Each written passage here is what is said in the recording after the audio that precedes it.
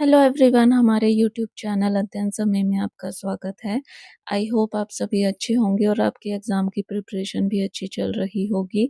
आज हम एचपीटेट प्रिपरेशन की सीरीज़ में साइकोलॉजी के सिगमंड फ्राइड साइकोएनालिटिक थ्योरी के जो उन्होंने अपनी थ्योरी में 3 पर्सनैलिटीज़ के कंपोनेंट बताए हैं, उनको डिटेल में डिस्कस करेंगे। तो चलिए स्टार्ट करते हैं। फ्राइड ने साइकोएनालिटिक थ्योरी में पर्सनैलिटी के 3 कंपोनेंट्स बताए हैं। Number 1 the id, second the ego and the third one is super ego. तो सबसे पहले ईथ को डिस्कस करते हैं। Id contains biological urges such as impulses toward survival, sex and aggression. तो ईथ जो है वो बायोलॉजिकल अर्ज होता है, यानी कि जब बच्चा पैदा होता है तो ये उसी टाइम से उसके अंदर होता है। जैसे कि जो उसकी लालसा है या इच्छा है सर्वाइवल के प्रति, सेक्स और अग्रेशन के प्रति, ये सभी इच्छाएं जो हैं ईथ के अंडर आती हैं। सेकंड पॉइंट है the id is unconscious and operates according to the pleasure principle. तो जो ईथ है वो अचेतन मन का पार्ट होता है और जो प्रिंसिपल है, कौन से प्रिंसिपल के अकॉर्डिंग चलता है, प्लेजर प्रिंसिपल के अकॉर्डिंग चलता है। The drive to achieve pleasure and avoid pain. तो प्लेजर प्रिंसिपल के अकॉर्डिंग प्लेजर को अचीव करना और जो दर्द है उसको अवॉइड करना, ये प्लेजर प्रिंसिपल का रूल होता है। थर्ड पॉइंट है the id is illogical, irrational and motivated by a desire for the immediate gratification of impulses. तो ईद जो है वो इलॉजिकल होता है, इरेशनल मतलब तर्कहीन होता है, और साथ में ये मोटिवेट किसके द्वारा होता है, इसको प्रेरणा किसके द्वारा मिलती है, उन इच्छाओं के द्वारा जिसकी वो इमीडिएटली ग्रेटिफिकेशन चाहता है। मतलब वो अपनी इच्छा की संतुष्टि उसी टाइम चाहता है जिस टाइम उसके अंदर इच्छा पैदा होती है। तो इसका एग्जाम्पल आप ऐसे ले सकते हैं, आपने देखा होगा जब छोटे बच्चों को भूख लगती है तो वो रोते हैं, तो मतलब उसको जब खाना दे देते हैं तो वो चुप हो जाता है, यानी कि जैसे उसके अंदर इम्पल्स जनरेट हुआ हंगर का, तो वो रोने लगा। ठीक है, तो जब भी इच्छा पैदा होगी उसकी संतुष्टि उसी टाइम ईद चाहता है। तो बच्चा चाहता है कि उसको उसी टाइम फूड मिले, तो जब फूड मिलता है उसका रोना बंद हो जाता है। Second component, the ego. Ego manages the conflict between the id and the constraints of the real world. Constraints of the real world का मतलब है कि वो limitations जो कि इंडिविजुअल को प्रिवेंट करती है गोल या डिज़ायर को अचीव करने के लिए, जो कि सोशल लॉज और सोशल नॉर्म्स के अगेंस्ट होता है। तो ईगो जो है कन्फ्लिक्ट को मैनेज करता है, जो किसके बीच पैदा होता है, एक तो ईद के बीच और साथ में जो रियल वर्ल्ड की जो लिमिटेशंस होती हैं उसके बीच में जो कन्फ्लिक्ट जनरेट होता है डिज़ायर को अचीव करने के लिए। तो ईगो उस चीज़ को मैनेज करता है। सेकंड पॉइंट है some parts of the ego are unconscious. तो ईगो का कुछ पार्ट जो होता है वो अनकॉन्शियस होता है, यानी कि अचेतन होता है। बाकी का जो पार्ट है वो प्री कॉन्शियस और कॉन्शियस दोनों हो सकता है।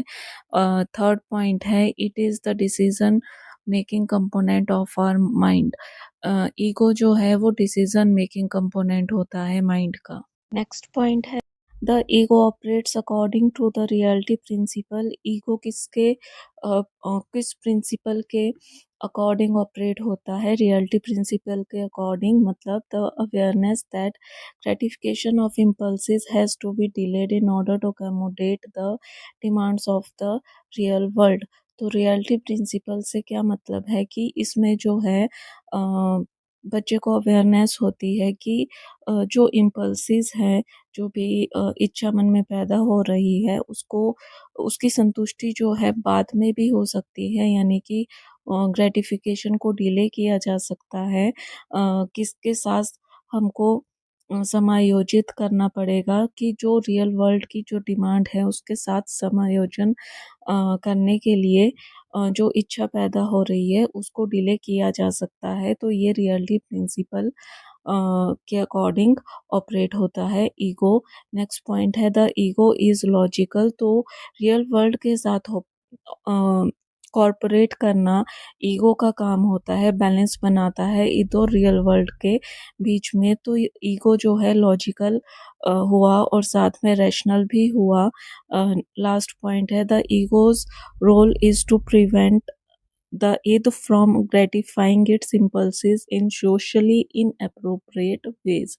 तो ईगो का जो रोल है वो ये होता है कि वो जो इम्पल्सिस पैदा होंगी, इच्छा जो पैदा होंगी, उसकी ग्रेटिफिकेशन को प्रिवेंट करने का उसका रोल होता है कि इम्पल्सिस की जो संतुष्टि है वो सोसाइटी के अकॉर्डिंग जो इनएप्रोप्रिएट बिहेवियर है तो उसके थ्रू इनएप्रोप्रिएट वे से नहीं होनी चाहिए जो कि सोशली इनएप्रोप्रिएट हो।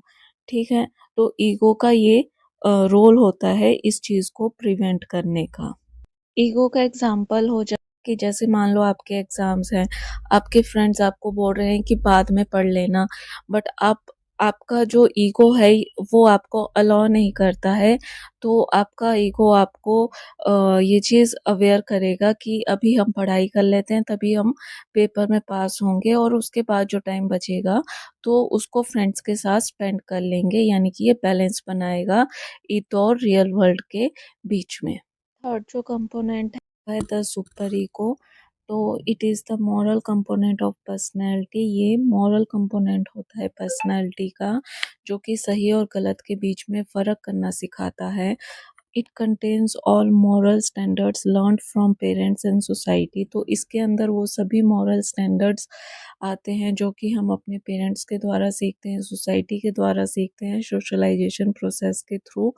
देन नेक्स्ट पॉइंट है it controls the impulsive urges of the Eid.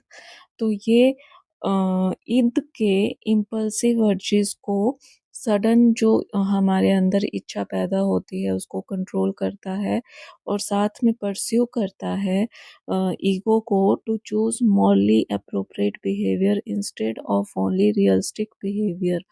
Ego को अलाउ करता है रियलिस्टिक बिहेवियर को चूज करने के बजाय जो इंडिविजुअल है वो मॉरली अप्रोप्रिएट बिहेवियर को चूज करे, जो करना सही है वो उस बिहेवियर को चूज करें।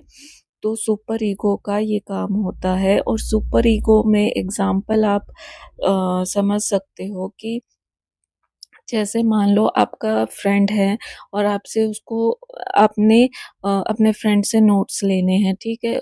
और वो कॉपी जो है उसने आपके सामने ही रखी है, तो ये आपके अंदर सुपर ईगो का जो कॉन्सेप्ट है ये अगर आपके अंदर डिवेल्प हुआ होगा तो आप अपने फ्रेंड से परमिशन लोगे कि मैं तेरे नोट्स देख सकता हूँ। तो आप उससे परमिशन लोगे तो वो चीज़ जो परमिशन आपने अपने फ्रेंड से मांगी वो आपका सुपर ईगो का कंपोनेंट है। आज की वीडियो में हमने सिगमंड फ्राइड की साइको एनालिटिक थ्योरी के 3 कंपोनेंट्स ऑफ पर्सनैलिटी के बारे में डिस्कस किया, Eid ego and super ego. I hope आपको मेरा एफर्ट पसंद आए और आपको मेरी वीडियो भी अच्छी लगे। चैनल को प्लीज़ सपोर्ट करें और सपोर्ट करने के लिए like, share, comment and channel को सब्सक्राइब करें। नेक्स्ट वीडियो में हम डिफेंस मैकेनिज़्म के बारे में डिस्कस करेंगे।